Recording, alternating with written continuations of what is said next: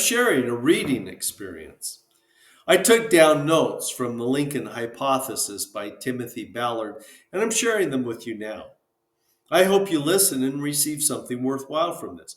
Remember, these are just my notes, not necessarily a report of what the book is about, and it might not even be the words or thoughts of the author. Rather, these notes are what I gleaned or thought about while I was reading. These notes are what caught my interest because the ideas expanded my knowledge or made me think, reflect, or ponder in some way. This video might inspire you to read what I did. It's my hope that you'll search from the best books and gain information and ideas to help you to become a better person. The more you read, the better you'll think. And the better you think, the more you'll be able to face life's challenges successfully. Deuteronomy 29:19 states, "Those who hear my warning should not congratulate themselves, thinking, 'I'm safe,' even though I'm following the desires of my own stubborn heart. This would lead to utter ruin." Unquote. At the time of the Civil War, the Supreme Court was pro-slavery and pro-South. For example, the Dred Scott decision stated that the word citizen did not apply and was not intended to apply to black people. The Dred Scott decision was made for the express purpose of expanding slavery and institutionalized the destruction of families of who found themselves as slaves. Lincoln discovered that he had to work with what he had been given. Lincoln figured out that he was allowed to confiscate blacks as a military necessity, but was only allowed to do so in states fighting against the Republic.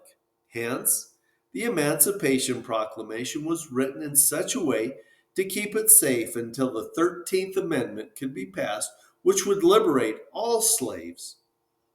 Done any other way would mean the racist court could abolish it, as they did with some other local emancipation proclamations done on earlier dates. John Charles Freeman, was one of the nation's leading anti-slavery politicians in the 1850s, and he became a general during the Civil War. Under his command, the spirit of secession sentiment surged throughout Missouri. When 60,000 armed secessionists in Missouri were discovered, Fremont declared martial law in the state of Missouri on August 30th, 1861.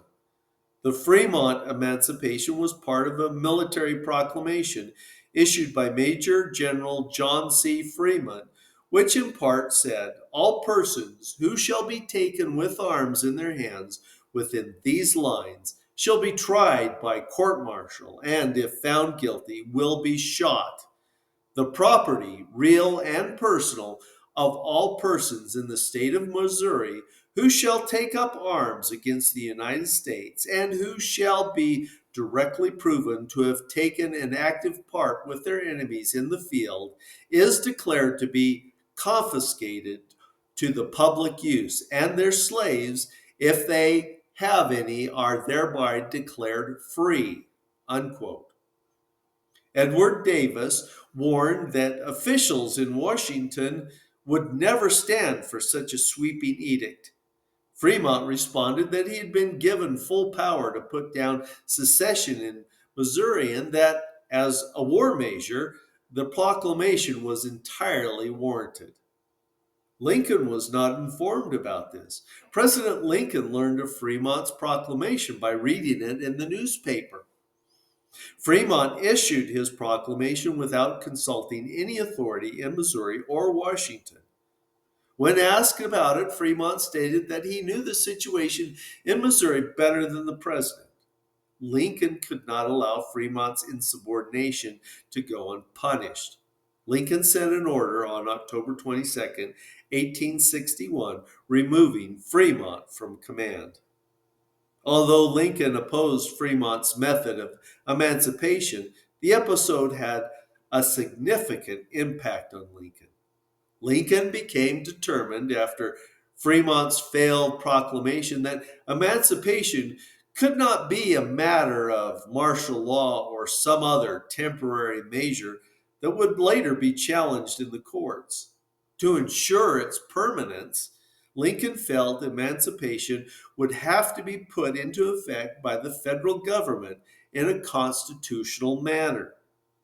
Lincoln's belief was that emancipation was the president's responsibility and could not be accomplished by scattered decrees from Union generals. On April 13th, 1862, following the Union capture of Fort Pulaski during the Civil War, Major General David Hunter issued a general order which in part goes as follows.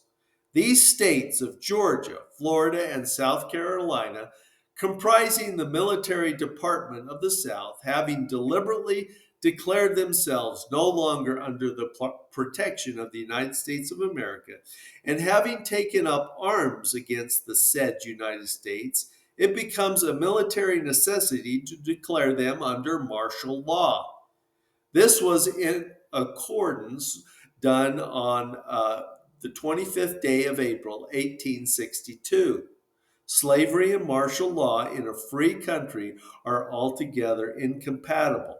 The persons in these states, Georgia, Florida, and South Carolina, heretofore held as slaves, are thereby declared forever free.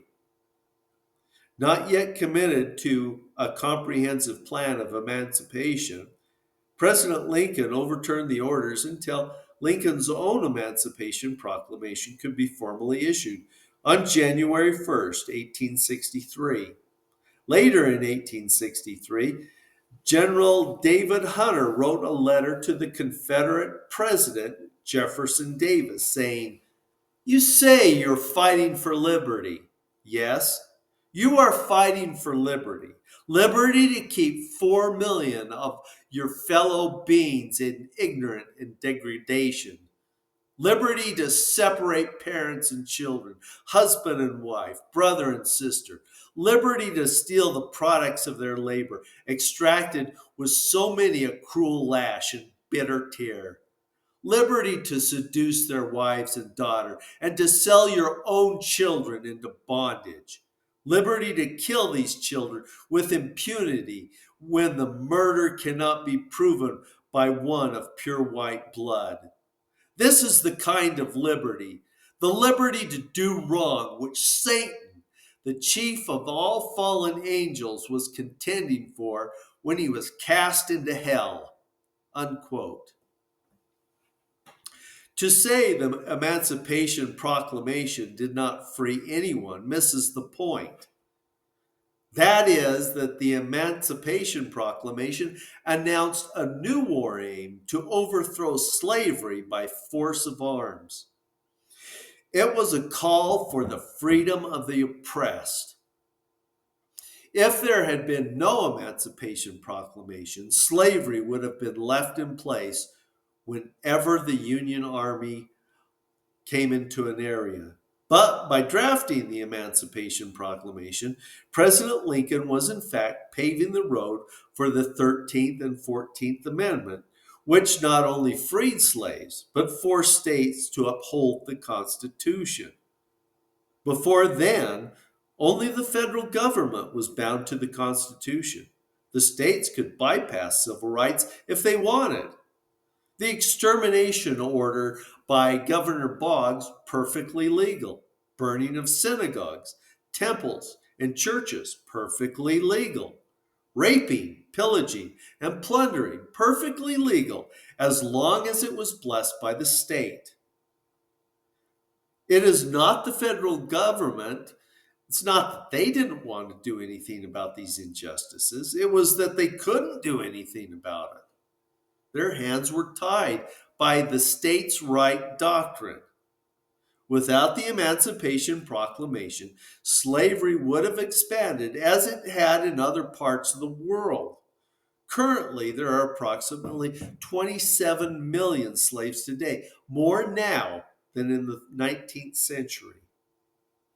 The South wanted to preserve the right to rule with blood and horror over the innocent, to legally enslave a race and to exterminate any minority that got in its way. I'm influenced by what I see, what I hear, what I read. I take it in. I mix it around a bit. I spew some of it back out. Sometimes I add chocolate sauce with a cherry on top. My notes are the same. I read, but I might come up with more of a conclusion than the author intended. It's my suggestion that if you find this material interesting, you read it for yourself to see if you focus in on the same things. My bet is that you'll see something slightly different, if not altogether different. I wish you the best in your happy readings. Thank you for joining me. Until next time, parting is such sweet sorrow.